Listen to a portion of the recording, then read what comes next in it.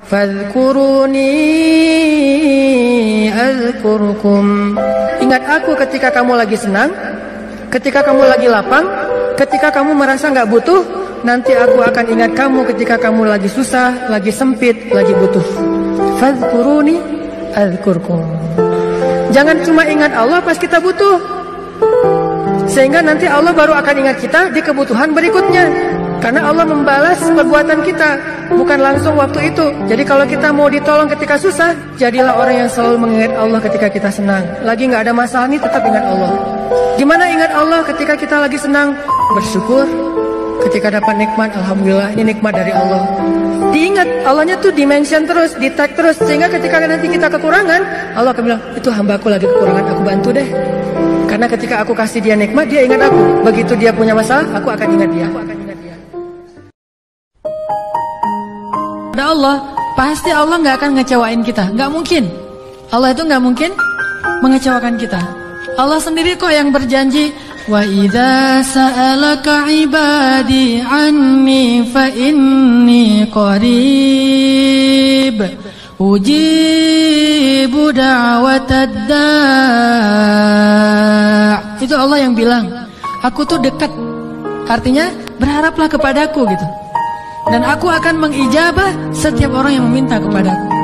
Jadi Allah sendiri yang berjanji akan menunjukkan keajaiban, mengabulkan permintaan-permintaan yang baik dari hambanya, sehingga tidak perlu kita ragu, Allah gak mungkin ngecewain kita. Begitu kita berdoa yang selaras di hati kita, yakin kepada Allah, Allah akan tunjukkan. Itu rahasia paling gampang untuk hidup bahagia, untuk sukses, untuk dapetin apa yang baik-baik yang kita harapin. Kalau pengen doa kita diijabah oleh Allah, ijabahlah panggilan Allah. Falyastajibuli wal yu'minu bi la'allahum yarshudun. Penuhilah panggilan Allah dan berimanlah kepada Allah supaya kalian mendapat petunjuk. Jadi kalau kita mengijabah panggilan Allah, Allah mengijabah panggilan kita. Begitu Allah bilang, Allahu Akbar, Allahu Akbar, labbaika ya Rabbi, aku penuhi panggilanmu ya Allah. Datang buru-buru, wudhu langsung datang ke masjid. Nanti begitu kita bilang, Allah ya Allah, labbaika ya abdi, ada apa wahai hambaku? Allah buru-buru datang kepada kita. Seperti kita buru-buru datang kepada Allah, seperti itu juga Allah buru-buru datang kepada kita. Seperti kita berleha-leha atau menunda-nunda waktu untuk datang kepada Allah, seperti itu juga Allah menunda-nunda waktu untuk datang kepada kita ketika kita panggil. Allah berfirman kepada orang-orang yang banyak dosa seperti kita, yang pernah berzina, yang pernah minum khamar, yang mungkin pernah membunuh, yang pernah makan riba, yang pernah melakukan dosa diam-diam, yang banyak dosa, yang kotor hina dina.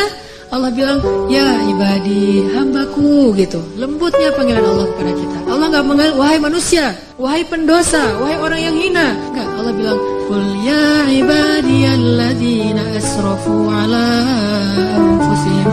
Bilang kepada hamba-hambaku yang banyak dosa. Tapi Allah gak bilang yang banyak dosa, yang melampaui batas terhadap dirinya. Lembut sekali bahasa Allah. Udah banyak dosa, Allah masih memanggil kita hamba. Bahkan ketika kita melakukan dosa, diam-diam, di malam hari, tidak ada yang melihat kecuali Allah, kemudian cuma satu malaikat yang mencatat. Jangan catat dulu, mungkin besok dia akan bertobat. Allah kalau kita buat dosa diam-diam, Allah tutupi aib kita. Gak pernah Allah capek mendengar curhat kita. Lagian kadang-kadang kita yang dicurhatin ke Allah itu masalahnya itu juga belum selesai. Allah gak pernah bilang, belum selesai juga masalah yang kemarin. Gak pernah Allah ngomong gitu.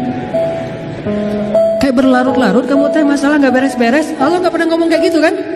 Tetap aja hambaku ada apa, Allah mendengar. Dan bukan cuma mendengar, Allah yang ngedatangin kita ke langit dunia setiap sepertiga malam. Terus Allah bertanya, hal min dihajah, ada nggak di antara hambaku yang butuh sesuatu? Sini. Hal min taib, adakah di antara hambaku yang pengen taubat? Sini aku terima taubatnya. Hal min mustaghfir, adakah di antara hambaku yang pengen minta ampun? Sini aku ampuni dosanya. Allah datangin kita, Allah nawarin jasa kepada kita, masih kita bilang juga Allah nggak berjasa dalam. Kalau seandainya dosa itu satu titik pulpen, terus setiap kita buat dosa itu jadi tinta sekecil ujung pulpen itu di hati kita, kayaknya bukan hati kita doang yang udah hitam, seluruh tubuh kita juga udah hitam.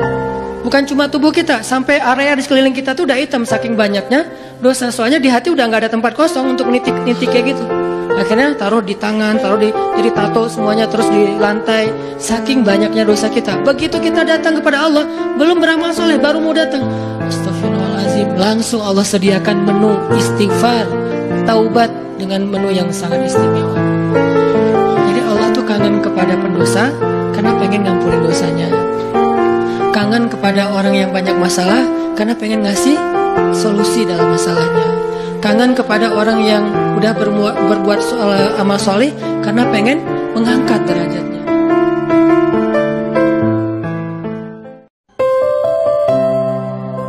Kita HP aja dicas sehari beberapa kali. Gimana dengan iman kita yang selalu dikuras, yang kuotanya itu habis setiap hari karena kita nggak sengaja mungkin ngelihat sesuatu yang nggak boleh, ngedengar pembicaraan yang tidak baik, sehingga iman kita tuh ngedropnya lebih cepat daripada handphone kita. Kalau kita selalu disiplin dan hati-hati banget dengan handphone kita, begitu udah mulai muncul peringatan handphonenya udah lowbat di bawah 10%, kita langsung nyari colokan listrik. Bagaimana dengan iman ketika kita ngerasa lowbat? Colokan listrik iman adanya di dalam majelis-majelis ilmu. Sehingga kalau kita sehari ngerasa iman kita lagi drop, kita harus langsung mencari booster iman.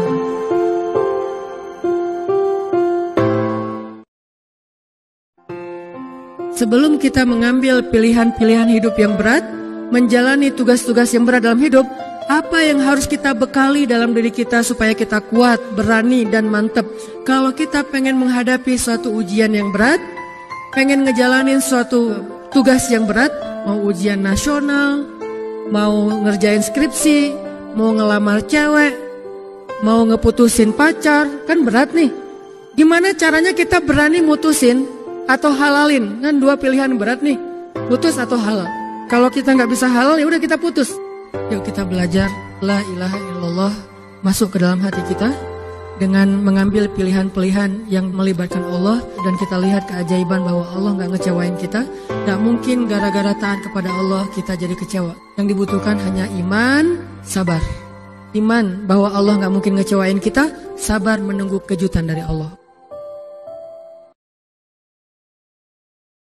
Allah kasih kejutan yang paling istimewa, makanya bermunajatlah kepada Allah. Ya Allah, titikan air mata, ngomong sama Allah masalahnya apa.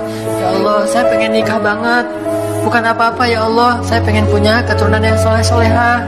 Saya pengen sholat berjamaah waktu tahajud. Saya pengen diimami oleh seorang imam yang baik bacaannya, yang soleh. Saya pengen mendidik anak saya berdua dengan pasangan saya. Saya pengen yang baik-baik, sebutin pengennya kita, hajat kita itu apa. Cuman ya Allah, saya kurang modal, ngomong Allah kayak gitu. Ya Allah, kurang modal banget, gimana nih ya Allah? Tapi kan Engkau maha kaya ya Allah, bilang gitu. Cuman saya belum juga nemu siapa calonnya ya Allah. Dan kalau di dunia kita mempersiapkan segala sesuatu, harusnya di akhirat kita juga mempersiapkan segala sesuatu. Bahkan kesusahan di dunia gak ada apa-apanya dibandingkan kesusahan di akhirat. Kita susah di dunia masih punya keluarga, susah di akhirat gak punya siapa-siapa. Siapa yang nolong kita di dalam kubur kalau kita susah di kubur? Siapa yang nolong kita di padang mahsyar kalau kita susah di padang mahsyar? Dan siapa yang nolong kita di neraka kalau kita susah di neraka? Di dunia, begitu kita susah, ada teman, ada keluarga, ada orang tua, ada orang-orang yang mencintai kita. Di akhirat, yauma yafirrul mar'u min akhihi wa ummihi wa abihi wa sahibatihi wa banihi likulli imri'in minhum yauma idzin sya'nun yughni. Pada hari itu semua orang sibuk dengan urusannya sendiri-sendiri.